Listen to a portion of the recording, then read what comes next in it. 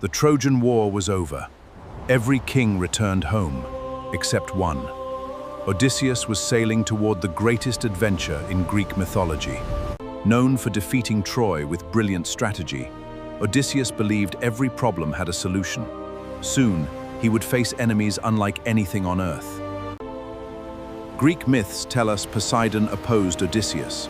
From this moment on, every wave and every island would become another dangerous challenge. 10 years. That's how long it took Odysseus to sail home from Troy. Not because of wind or weather, but because of what lurked in these waters. He started with 12 ships and 720 men. He arrived home alone. Every single death was because of what you're about to see. The first island looked peaceful. Green hills, a massive cave, the smell of burning wood. Odysseus brought 12 men inside to explore. Inside, fresh sheep milk in stone pots the size of wagons, cheeses stacked like walls. This was no shepherd's cave, this was a monster's home. The ground shook, the cave went dark, a boulder sealed the entrance. And there, filling the entire mouth of the cave, was the Cyclops. Odysseus got the Cyclops drunk on wine. While he slept, they drove a burning stake through his one eye. Then they escaped, clinging under the bellies of the giant's sheep. The next danger made no sound at first, but as the ship drew closer, something carried on the wind, something impossible to resist. Odysseus ordered his crew to plug their ears with beeswax, but he wanted to hear the Sirens' song himself, so he had them lash him to the mast. Homer never described the Sirens' appearance, but ancient Greek art shows them as half woman, half bird. The song was the weapon, the beauty was the trap. On the island of Aeolus lived Circe, a witch goddess who seemed ordinary, a beautiful woman alone in a palace. The beauty was the trap. One cup of her enchanted wine, and the men forgot and became animals. Only Odysseus, protected by an herb.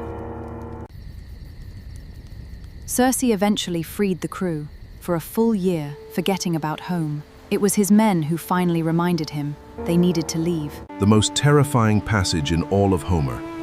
On one side, Charybdis, a whirlpool that swallowed entire ships. On the other side, Scylla. Charybdis was once a nymph. Punished by Zeus, she became the whirlpool, swallowing the sea 3 times a day and belching it back up. A ship that entered never returned. Scylla had 6 heads. Each one took a man. Odysseus watched 6 of his crew lifted screaming into the cliff caves above. He had to keep rowing. There was nothing else he could do. They found a harbor of perfect calm. Odysseus alone anchored outside. His other 11 ships went in. He was the only one who watched what happened next. The Laestrygonians were cannibal giants. They lined the cliffs and hurled boulders onto the fleet. Then they speared the men in the water like fish and carried them away to eat. Circe told Odysseus the only way home was through the underworld. He had to speak to the dead prophet Tiresias. He had to cross the river Styx. The shades of the dead flocked toward the blood offering. Among them, comrades from Troy. His own mother, who had died while he was away. He didn't know. Tiresias warned him, touch the sacred cattle of the sun god Helios, and every crew member dies. Odysseus would reach home, but alone.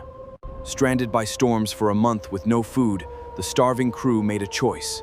They slaughtered the sacred cattle of Helios while Odysseus slept. The sun god demanded justice. Zeus sent one bolt from heaven. The ship was destroyed. Every last crew member died. Odysseus alone survived, clinging to floating debris. The goddess Calypso took him in, kept him for 7 years on her island of Ogygia. She offered him eternal life if he stayed. He chose. Poseidon sent one final storm.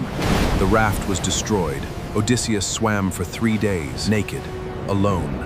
He washed up on the shores of the Phaeacians. The Phaeacians brought him home on a magical ship. And there on the horizon was Ithaca, the island he had fought to reach for 10 years. He wept. The goddess Calypso took him in, kept him for 7 years on her island of Ogygia. She offered him eternal life if he stayed, but he chose his wife. Home was not safe.